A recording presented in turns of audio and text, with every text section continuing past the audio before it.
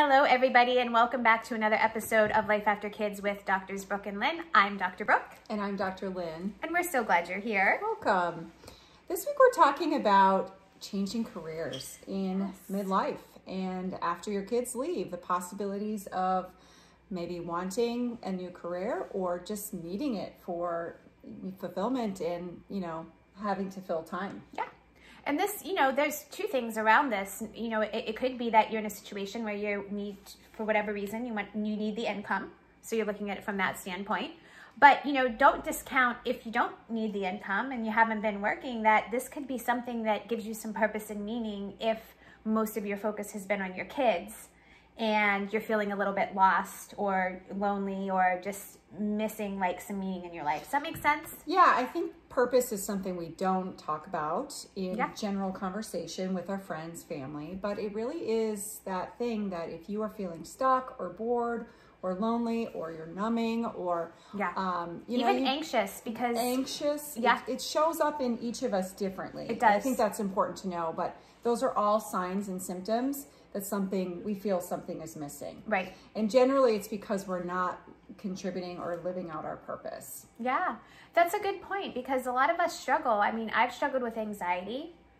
We have all different types of emotional things that we struggle with, and very often they get a label, and we do the things that we need to manage that, and medication, whatever you need to do. Maybe you need to talk to someone. All of those things are fine, but if you're missing that purpose in your life that's causing some of this stuff, then we need to hit it at a higher level. Absolutely. Because it trickles down. Yeah, and if that's the root cause of the problem, right. You always need to look for the root. Absolutely, and temporary solutions are great, and we need those in certain situations. Absolutely, but for a long-term, sustainable, solution, let's get to the heart of the issue. And for many people, and for many women at this stage at least, we are so used to pouring everything into our kids. Yes, and our families, and that's our identity. And we've talked a lot about that, but it stands to be repeated that if you are finding yourself with more free time and you have some of these signs or symptoms,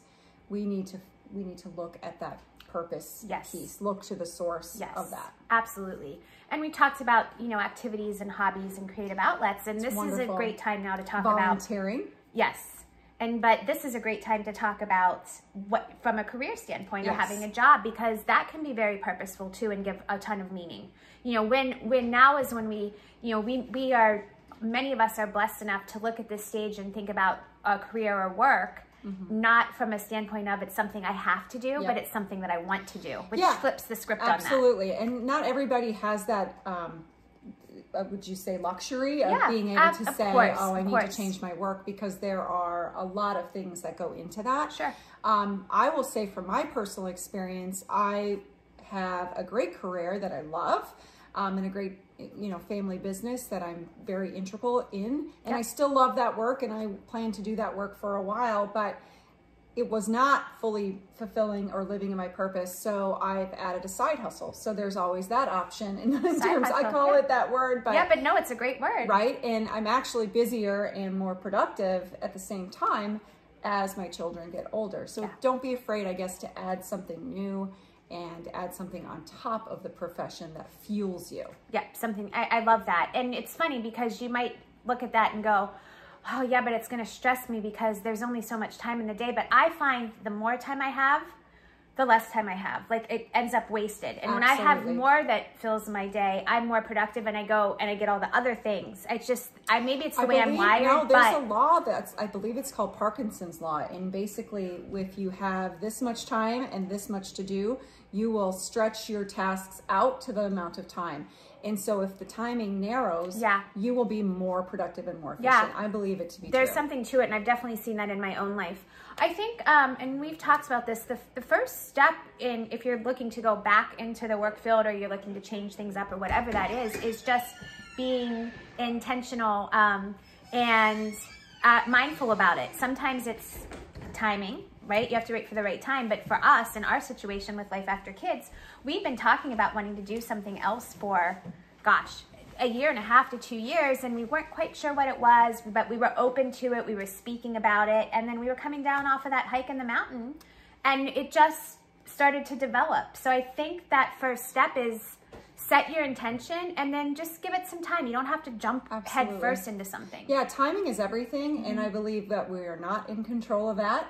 But being open allows that possibility to land at the right time for us to see it. Yes. Because I think oftentimes opportunities come into our world in from very different lanes. Sure. But depending on what our eyes are open for and looking for, we may or may not see it. Yes. So that's so wise. Yeah, and I think that to that point and to this conversation, start that dialogue. And maybe that dialogue's with yourself. Maybe that means you're just going to write some thoughts down about where you're going to head with this or what you're kind of thinking. Or maybe you start that conversation with a good friend like you and I did, or your spouse or partner, whatever it is. But just even that first little baby step of opening yourself up to the idea will start you.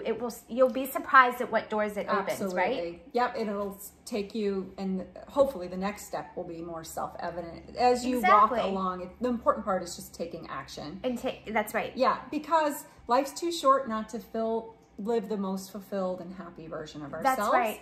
And I believe, need to be living out our purpose as much as possible. I agree. To be fully happy and fulfilled. I think you're so right. And you really have driven that into me, and I've seen it show up in my life in big ways. So thank you for that. Let's talk about like just a couple of different ways, because I'll call it work, but what that looks like for each of us could be a little different. So for example, if you're trying to think of like, where do I even start? Well, maybe you were somebody that you have a college degree, or there was something that you were doing prior to kids or prior to where you are at this stage in life that you might want to go back to. And even if you didn't do it then, or you didn't like it then, I think it's worth revisiting, because the world has changed and things have changed. And you have changed. And you have changed, and there might be new opportunities within that field that you didn't even realize. Yeah. You might even be able to do some of it from home if you want the flexibility. Like, things are so different. So don't discount that. That's a great starting point. Do you have anything to add to suggestions for that? Yeah, and if you are just really lost and don't know where to start, I know from personal experience that I spent years in that space, and to your point, I tried to remain open for it, and it finally happened. So be patient, I guess, is my tip. And then the third thing I would say to your first and my second would be that if you're really lost and struggling, don't know where to start, take this Clifton Strengths Finder assessment, which we've spoken about before, to just help get a light shown on what your gifts are and what you possibly could do as far as work. It's used on college campuses for that reason, to help kids at college age steer into a new profession. So it can certainly be used at our age as well. It's great. And also, last couple things that come to mind for me before we wrap up is the college things and what you were doing before, but it might be something that you just enjoy doing. Like our friend Sarah is thinking about getting a job at a home, some sort of home decorating, because that's what she loves. Maybe for you, you find something part-time or even full-time at a clothing store that you love. You're going to get the discounts. You're going to be able to talk to other women and other people. You get out of your house. That can be really fulfilling.